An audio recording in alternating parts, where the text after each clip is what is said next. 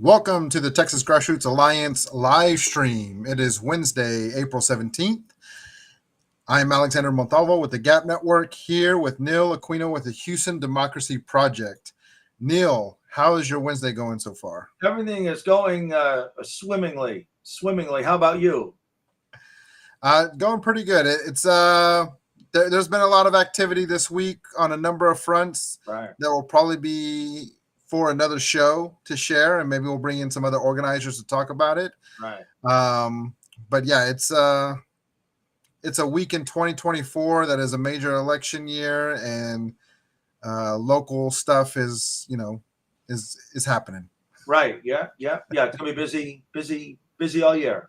There won't be a down day. If you have downtime, you can take it. Absolutely. Well, in talking about local activity, there's some key elections that are coming up that a lot of folks may not know about, that organizers have started to talk about a little bit more within the Texas Grassroots Alliance, but also in other spaces. And you've got an article that you've highlighted on the Houston Democracy Project that I think is going to be a great resource for folks to refer to. Right. Yeah. Thanks. So Houston Democracy Project, that's my effort, Houston Democracy Project.com. And I have a daily blog, and I have written about the HCAT election. So that is the Harris County Appraisal District. The Harris County Appraisal District, and early voting is the 22nd through the 30th, and election day is the 4th. So this is the blog post, and this is one of the candidates, Palumi Adelki, who is one of the appraisal districts. Each have, in all of the counties which have these elections, these being counties in Texas of greater than 75,000, 3 of the appraisal districts for your property taxes seats will now be elected, where previously they had not been. Service before had been members of city council, members of school boards, appointees. Now, 3 of these positions will be elected. This is because the Republican legislature and Paul Betancourt, who is a wrongdoing, nefarious senator from the Houston Harris County area, one of the worst people in Texas, helped bring this process about. And if you want an explanation, I'm not going to get into all the policy aspects of it. That's not quite what the Houston Democracy Project does.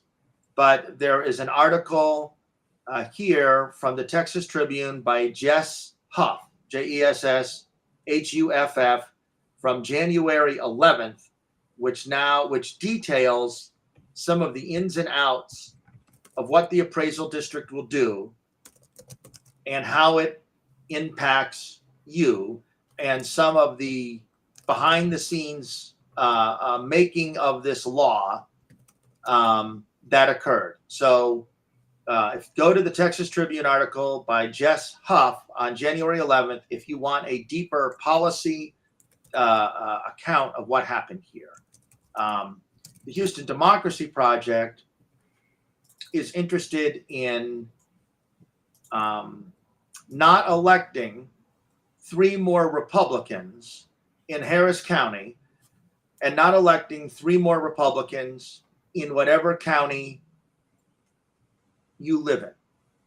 And so these elections are under the radar. These are under the radar elections, where in Harris County, the intent appears to be to get 3 Republicans on the appraisal district to strangle property taxes as part of Dan Patrick and the Republican legislature's desire to lower or get rid of property taxes, to make everything become a regressive sales tax, to have a government with hardly any services, and to strangle public school systems, which will be replaced by vouchers. So those are some of the policy implications. From my perspective, the Houston Democracy Project, authoritarianism needs a local infrastructure. And every additional elected Republican is part of that local infrastructure in support of overturning an election, in support of a mass migrant roundup, as access to the media, access to constituents, and anything that comes from Paul Betancourt, who's been a lead in the effort to make voting harder and to overturn elections in Harris County, should be viewed suspiciously. And these elections, so the Harris County Republican Party, because they run an efficient, smart, see their opportunity and take it operation. On the Harris County Republican website, there are 3 candidates, one for each of the 3 spots that they have endorsed. And because we trip over each other, to be fair, the Harris County Democratic Party has all of the Democrats running listed, but one of them doesn't even have a Republican primary voting history, and a Democratic primary history, has no primary history, is what I'm trying to say. And one has both the Democratic and Republican history. There are 3 candidates. Kathy Bluford Daniels for position 1, Melissa Noriega for position 2, and Palumi Adelke for position 3. Those are the strongest candidates. And with respect to the other people of goodwill running, I get that, and I understand why the party doesn't want to get involved in primary races. It's not a primary; it's technically a nonpartisan race that would go to an election in early June for a runoff. We just need to elect these people. I know we want to be fair. We have all sorts of different constituencies rather than a homogeneous authoritarian constituency within the Republican Party. I get the complexities. In this case, we just need to act. Extending it beyond Harris County, there are something like 75 counties who have these elections on May 4th. Why is it on May 4th? Well, because no one's going to vote. It could have been on general election day. It could have been on primary day, March 5th. It could have been on primary runoff day, May 28th. It ain't. It's on May 4th. By chance, our runoff, to fill the uncompleted term of former Senator Whitmire, the race between Molly Cook and Jarvis Johnson is on May 4th to fill. So there's a little bit of an, and there are other races in Harris County, the Katy Independent School District, the Humble City Council, that are on May 4th. But the upshot is, there ain't nobody voting on May 4th. But the Republican Party, which successfully in our local Houston City Council races last December had 3 candidates for at-large 1, 2, 3. While we could not get our elected officials to focus, our elected Democrats to focus on winning, the elected Republicans sure were focused. Here they see their opportunity again. I do a weekly spot on Egberto Willie's Politics Done Live program on KPFT-FM 90.1, 6 to 7 a.m. On Thursday mornings. Egberto and Politics Done Right is a Texas Grassroots Alliance member. A caller last week, Harry, called up and said, Neil, who should be for Galveston County appraisal district? I've been trying to find out. I finally found some names, but neither the Republican Party nor the Democratic Party have suggestions. Now, that undermines my premise slightly because the Republican Party, at least as of 3 or 4 days ago, didn't have a pick. There are 335,000 people in Galveston County with giant hotels on the beach and big old petrochemical things. So there's some big-ass property taxes being paid over there in Harris County. Understanding the logical hole in my argument pertaining to Galveston County, that there's not a Republican pick. Somewhere there's somebody who is trying to gin up that 1.5%, 2% turnout to elect whomever it is to the Galveston County appraisal district. And regardless of that, the election is so low key, nobody even knows. So I've referenced Harris County, the big county.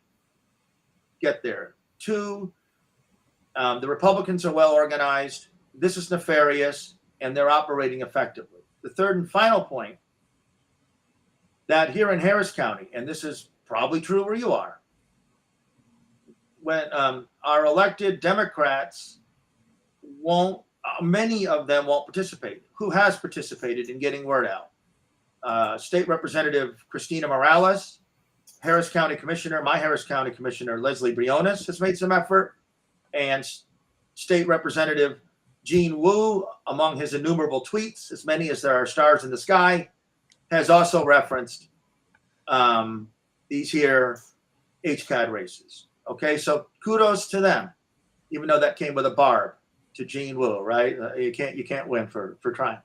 And so thank you to them. But all these high stakes. So our Republican nominee for county tax assessor is an extreme right winger named Steve Raddick, who was for years a county commissioner. It's not a given that we'll win all the countywide races in Harris County. And if you have our tax assessor collector, a Republican, along with a new Republican presence on HCAD, our Harris County appraisal district, it's called something else where you are. That's bad news. And they'll make a continuous populist case to get rid of your property taxes with the endless drumbeat. And it will be linked into the infrastructure of, but one thing they won't cut is your damn police funding. So in Harris County, we have like 90 different police agencies or something. They won't cut that shit. Or our firefighters contract in Houston, bankrupting the city. So, but I'm not going afield here. I'm saying that there's a concentrated strategy to strangle revenue, make an infrastructure of authoritarianism, use democracy against democracy by picking the least plausible election dates, dedicating revenue just to the stuff they like, the stuff that conveniently facilitates a police state, reciprocated by public safety unions, comfortable endorsing election deniers. And you ought not participate in that. So you should participate in the election in Harris County, Bluford, Daniels, Noriega, Adelke, 1, 2, 3. It's the organized labor slate. Sometimes labor is helpful. It's the organized Texas Gulf Coast AFL-CIO labor slate has these picks, and it's the correct picks. Vote and insist that your elected officials, your elected Democrats, be involved, because we lost. It's crazy that we lost 3 elected council seats in this big city of Houston, in a Democratic city. 3 of the 5 at-large positions are Republicans. They were better organized, and our electeds on our side wouldn't get involved and could not bring themselves. There was it got caught up. There was a black woman, a white gay man, and a Latino gentleman were the 3 Democratic nominees in those council seats. And some council members or others would endorse people they were comfortable with, but not the full slate. Just vote for the damn full slate. Not because you're slavishly or loyal dedicated to a party, but as an act of self-preservation. And as part of that act of self-preservation, demand that your elected officials do at least the minimal to be Democrats. We hold our noses and vote for people who suck sometimes because we're told relentlessly that's the pragmatic and mature. Don't whine and go off to your corner and all that shit. But when we ask our elected officials to show the same maturity, as they talk about democracy when it suits them, they wait to see what expenditure of political capital that involves, rather than that is the right process. So that's the picture of our Harris County HCAD elections and the appraisal district elections where you, our fellow Texans, live. Yes, I think this is super important reporting, Neil, that you've done with the Houston Democracy Project, outlining for folks how our democratic systems are used to continue to support far-right Republicans like Betancourt's desire for an authoritarian government, and how they're leveraging the struggle that people are feeling from property taxes Right. as a way to undermine the actual resources needed to be a good government, right? To be able to Right. serve the people. Right. I think another thing for folks to understand is how did this change happen? Well, it happened through last November's election, Right. where we had, where we voted for these changes on the constitutional amendment vote, which a lot of people do not vote on. Right. And it raised the homestead exemption from 40,000 to 100,000, which people want in terms of relief. But it had this change in terms of how appraisal districts were going to be appointed, and Right. they were going to be elected instead. Right. And so they continue to hide greater schemes behind the disguise of relief. Right. And there's not a bigger Right. conversation around why are property taxes so high? Where are local budgets being allocated where they could be reduced? And where is the state not paying their fair share, which is putting more of a burden on local government to have to make up those shortfalls with property taxes? And so the state government has really maneuvered financially in a way to where people kind of feel helpless, to where it's like, all I know is I need property taxes to be reduced, and if this is going to do it, then Right. I'm going to back it. But it's a poisoned pill, right? Right. It's medicine. It's disguised as medicine, but it's actually poison. And Right. these are the schemes that far right Republicans have continued to use over this last decade, but especially since the last census and redistricting, because they feel emboldened to be more aggressive. They feel emboldened that no one is going to be able to stop them. And this is why we need grassroots organizing like what you're doing, Neil, to not only report on what's happening, but to be able to communicate it, and then to be on the front lines of trying to get people to mobilize and be aware and to be able to actually take action. Right. And so quickly, and then and Alex is a topic. So quickly, and then I'll describe to the viewers with the program that they're watching here. I'm on multiple threads. Go on Facebook. Who should I vote for in the HCAT election? Good rank and file Democrats, active people. I'm on different threads in different groups. Well, what can we do about this? Well, it's great. Yeah, we're doing this shit. And Representative Morales was at Labor yesterday, and they had a press conference, and it got some publicity. And bless her. And she's shown up for other shit too. And but all this onus goes to us. All this onus goes to us. And so Alex and I are sort of organizers, activists. We invest a great deal of time in this. But they're also just the rank and file Democrat who block walks, votes, serves as an election judge, hands out leaflets, tells their neighbor. And they're left flailing for this shit. What do I do? What do I do? Or if they're informed about it, are like, how can we win? How can we win? I will say, to tell the Harris County Democratic Party does have canvassers out. They are tweeting about it, and they do have canvassers out. So I can tell the full story, and still the story remains true. So the Harris County Democratic Party is doing that. I've mentioned some electeds whom are doing that. But for the most part, they're not doing that. And it's in good part, because they don't want to expend, A, they don't give a shit, because they don't care about turnout in their own districts. B, they don't want to expend political capital. And C, they're in an ongoing discussion with authoritarian white supremacist Republicans looking for scraps or looking for a place of safety in an authoritarian system, or clinging to an outmoded notion of bipartisanship, while bipartisanship is essential as the legislature moves further and further and further to the right. At what point are the benefits of bipartisan not worth the wages of assisting authoritarianism? And So this is Texas Grassroots Alliance live stream. Alex and I and other hosts, such as Danita Jones with the Poor People's Campaign, do these shows twice a week, generally midday, varying formats, topics, hosts, guests, lengths of time.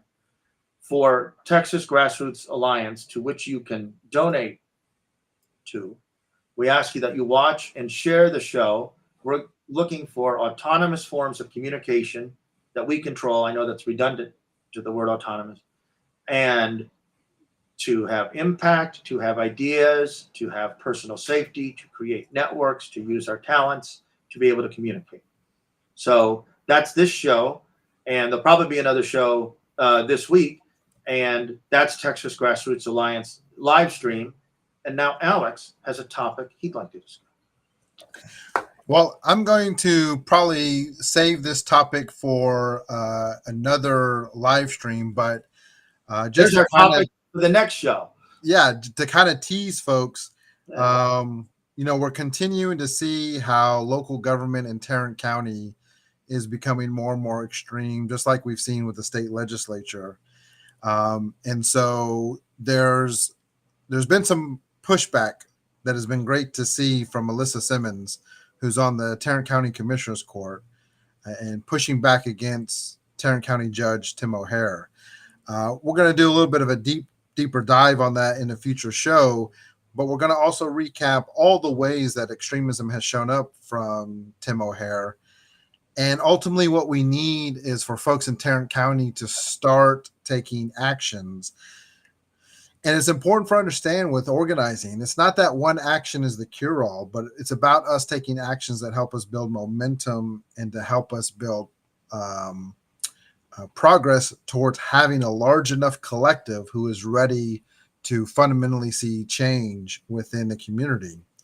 And so we're going to be talking about how O'Hare has been extreme, and then also how we can start making actual progress towards changing what's happening in Tarrant County. So stay tuned.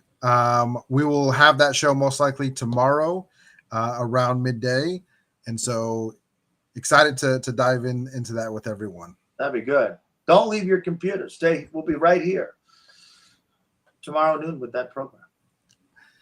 All right. Well, great work, Neil, on the appraisal districts. If you're in the top 50 counties in Texas, then this district election is happening in your area, in your county. And so we need folks to continue to help spread the word about it, but also just to be aware of how our democratic processes are being weaponized to actually support an authoritarian government and to cause continued harm to our communities by impacting the revenue that's needed to be able to have a good quality government.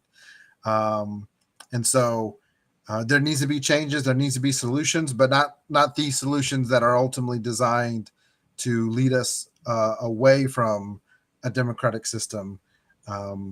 We need people involved. So great work, Neil. Great. Thank you. Thanks everyone for joining us. We will see you tomorrow. Thank you.